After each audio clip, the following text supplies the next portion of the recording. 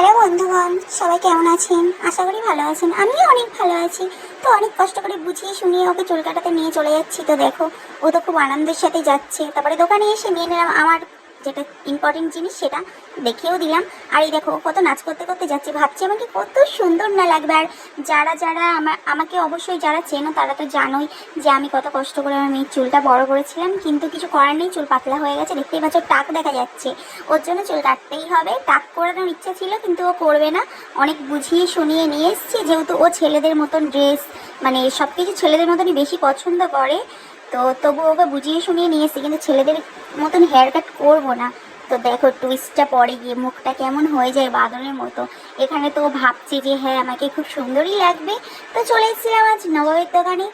আর যারা যারা শিমুরালিতে থাকো অবশ্যই চিনবে নবাবের দোকান, কারণ ম্যাক্সিমাম সবাই এখান থেকেই চুল কাটে। আমার মেয়ে যখন 5 মাস বয়স তখন থেকেই ওকে এখানেই চুল কাটাতাম। আর অবশ্যই ওকে ছেলেদের কাটিংটাই বেশি দেওয়া হয়েছে। তো আজ ফার্স্ট টাইম ওকে মেয়ে মেয়ে লুক দেবো, জানি না কেমন লাগবে। তবে আমার তো খুব আনন্দই লাগছে, কারণ আজকে তো চুলটা কাটা হচ্ছে না।